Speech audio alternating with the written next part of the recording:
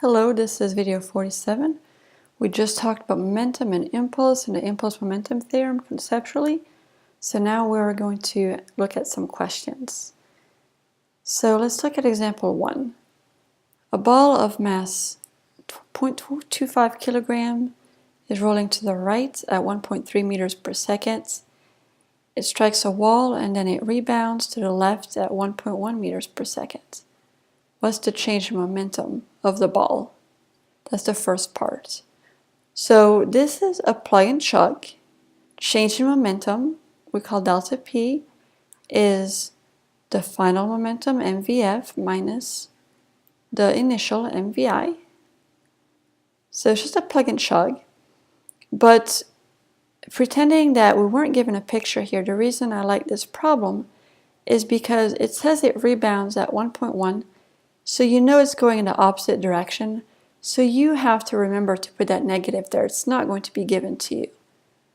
So what's happening in this problem is that the force, while the ball is in contact with the wall, that force is what causes the momentum of the ball to change, right? That force is what causes the ball to change direction and change speed, which that results in a change in velocity, which is a change in momentum. So I just wanted to really make sure that was clear, that you don't just do this as a plug and chug and move on, that you really visualize what's happening. So we're going to put in the numbers, mass of 0.25 times a final velocity of negative 1.1. The negative is really important. It's going to change the values if you don't put it in. 0.25 for the mass and 1.3 for the initial velocity. So that gave me negative 0.6 kilograms times meters per second. That is a change in momentum. Second part says, what's the impulse delivered by the wall? Well, the impulse-momentum theorem says the impulse is equal to the change in momentum. So it's the exact same number. So the point of this problem is to really understand that it's that force that is causing an impulse to be exerted on the ball, and that's what changes the momentum. So let's keep going. We have a your turn here. This one is long to read, but I just thought it was a fun one. I try to give questions that you can relate to. So you awake in the night to find that your living room is on fire. Your one chance to save yourself is to throw something that will hit the back of your bedroom door and close it, giving you a few seconds to escape out the window. You happen to have both a sticky ball of clay and a super bouncy super ball next to your bed, both the same size and same mass. You've only time to throw one. Which will it be? Your life depends on making the right choice. So this is a little bit silly, but it really teaches you this impulse-momentum theorem that we're talking about. See if you understand it. So you may think, well, it doesn't matter, they have the same size, same mass, then it doesn't matter which one you throw. But it actually does. So in order to try to close that door, you're trying to apply the most force, the biggest force possible, right? You want to maximize your force. That means you want the biggest impulse, because your impulse is the force times the time. So which ball is going to exert a greater impulse on the door? Well, whichever one will have a greater change in momentum, because impulse equals change in momentum.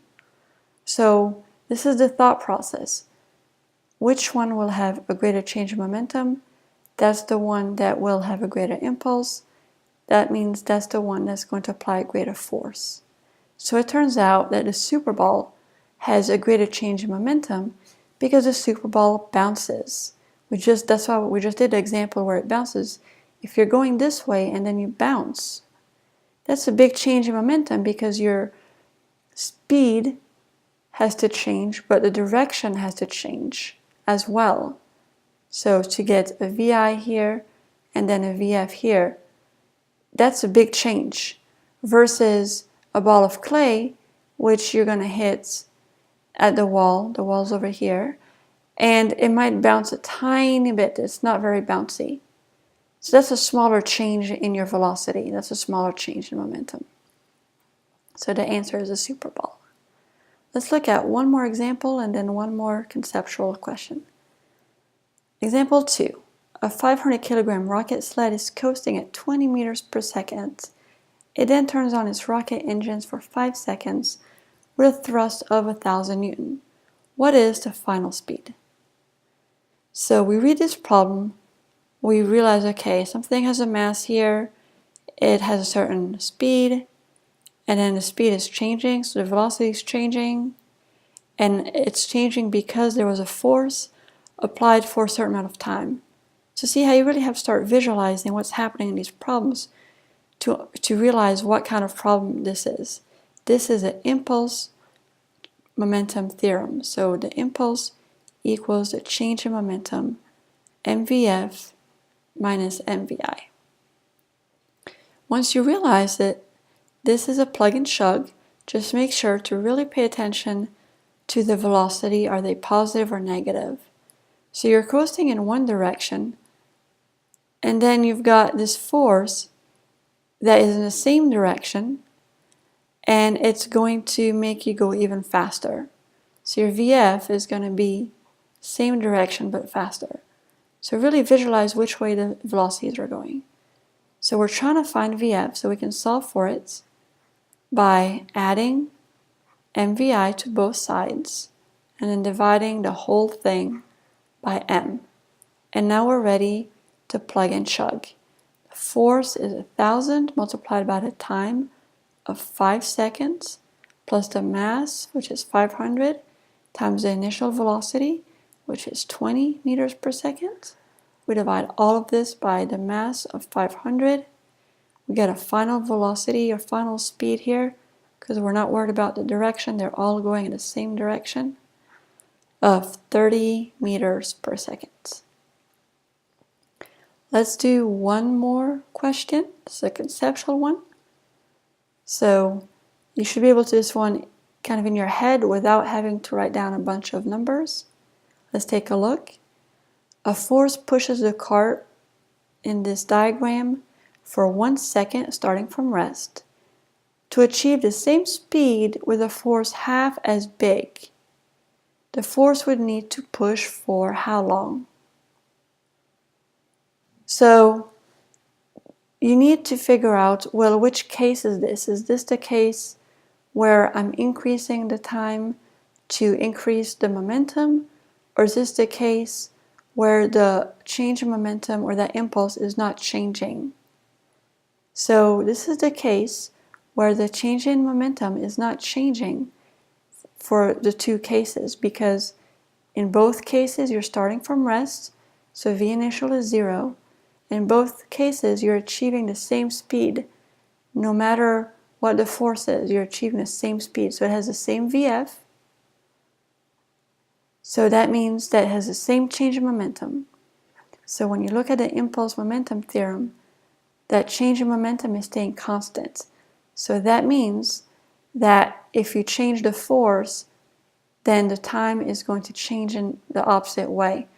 So in this case, it says the force is half as big. We're making the force smaller. So that means that the time has to be bigger. So if you make one thing smaller, the other one has to be bigger so that the change in momentum does not change. So now you can imagine that if your force is 1/2 as big, then the time has to be twice as big, so that when you multiply them together, you still get back to your original 1, right? The change in momentum doesn't change, so the answer is D. So these were a few examples of using the impulse momentum theorem.